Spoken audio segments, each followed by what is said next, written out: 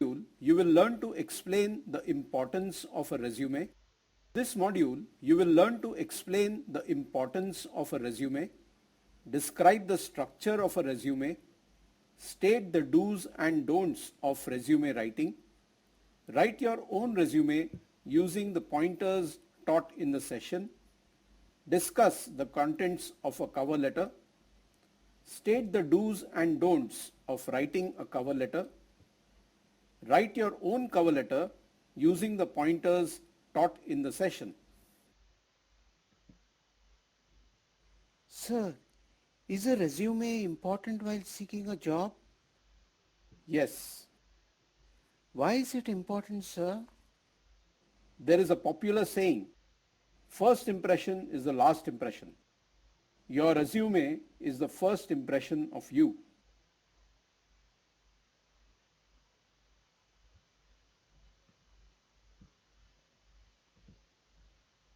Your resume has the power to get you an interview for your dream job. The very same resume can be the reason for your dream job just remaining a dream. Organizations use the resume to shortlist potential candidates. Your resume is the virtual you. It should speak of your passions and the career you want to follow.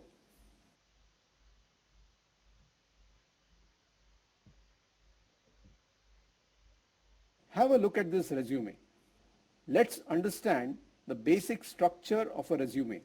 The contact details section will consist of your full name, email ID, contact number.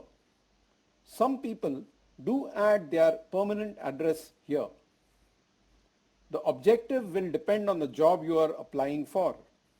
Make sure it is not vague and overcommitted. Use simple language. Keep it brief and to the point. The education section includes your qualification, university name, and year of completion. Your academic qualification should be in chronological order. Include your marks or grades if required. This can be in the form of a table or bullet points. Check for errors in grammar and spelling. Mistakes of this type can build a poor picture of you. Skills include your technical skills and additional qualifications. Make sure you include skills for which you are qualified and certified. It may be tempting to put down all that you intend to do. Do not include skills you have not yet acquired. Expect to be questioned on the certificates mentioned in the resume. The personal details section includes date of birth, permanent address, languages known, hobbies if any, passport number, and references.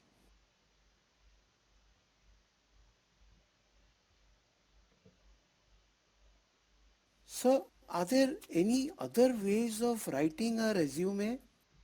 Yes, resumes can be categorized into three types. Number one, the chronological resume, two, functional resume, and three, combination resume.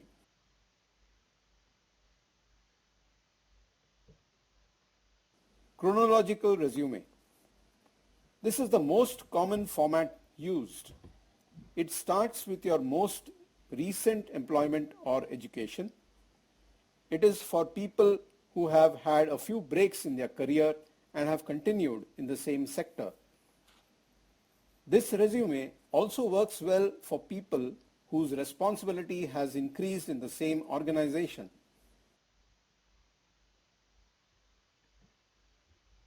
Functional resume. People with fewer years of experience who want to make a career change. It doesn't focus on job titles and previous employment details.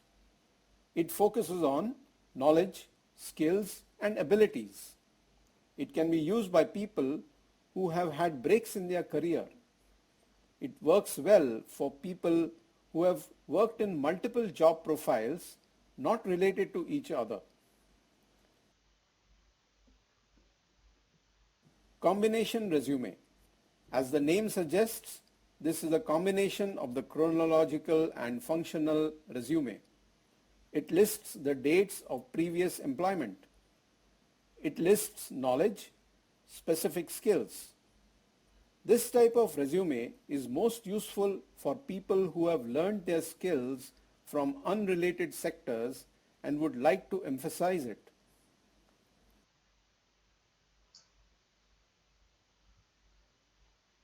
Always remember, with resumes, it's not about including everything. It's about including the right things. Do's. Customize your resume to the sector you are applying. Make sure that the first page catches the attention of the interviewer. Use bullets instead of paragraphs. Maintain standard spacing between sections. Use keywords that can be read by all machines. This helps when searched within huge volumes of electronic resumes, either automated or manually, for example, LinkedIn, Naukri, Monster, etc. Use formal readable fonts, for example, Calibri, Verdana, Arial. Use font sizes from 12 to 14 which are easy to read and understand. Be cautious while mentioning your hobby, as they are a reflection of your personality. Don'ts. Don't exceed 2 pages. Don't exceed 3 to 5 bullets per section. Don't make spelling and grammar mistakes. Don't use jargon, slang, acronyms, especially acronyms that are proprietary to a certain company. Don't include your photograph unless specified by the company. Don't paste a disclaimer until advised by the company. Don't copy the objective or summary from the internet. Let it be your own. Don't lie about your achievements.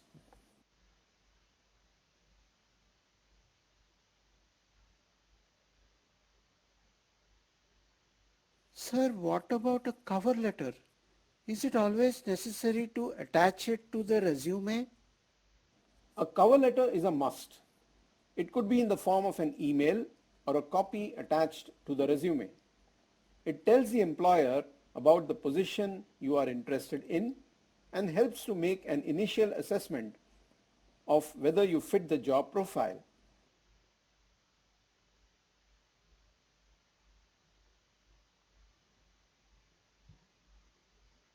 A cover letter is read before your resume is read, so it gives an initial impression of you. Each cover letter is tailor-made to the job you are seeking. The cover letter tells the employer the job role that you are interested in. It tells the employer how qualified you are for that role. A cover letter expresses points that your resume might not cover. Many employers believe that an impressive cover letter can be a better indicator than a well-structured resume. Let us look at what a cover letter looks like. Make sure you type in the date on which you are going to send the letter, your full name, current postal address, one phone number, and your email ID. Type in the company official's name correctly. Add in the company name, address, and PIN code. In case of doubt, go online and reconfirm. Make sure you don't make errors while typing in any of these details. A salutation is necessary. If you are sure of the person you are addressing, type out Dear Mr. or Miss. Make sure you are sure of the gender of the person and address them based on that. The first paragraph consists of a self-introduction and why the company should hire you.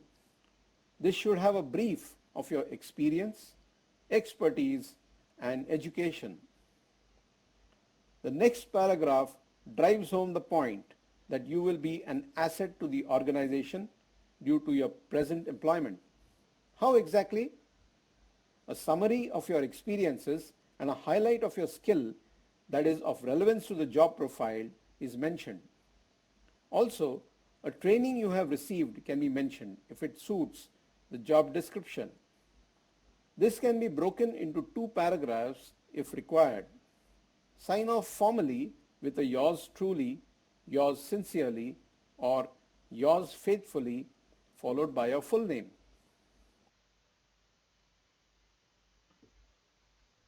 Identify your skills relevant to the job profile. Keep it short. Check the formatting of the letter. Always include the job title. Highlight your major skills.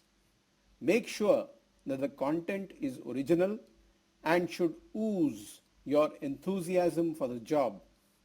Proofread and spell check all the lines you have typed out.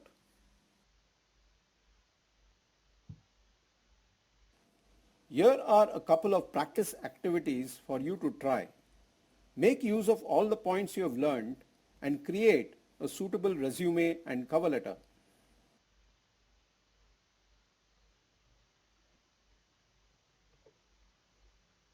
In this module, you have learned that the resume should be crisp and to the point.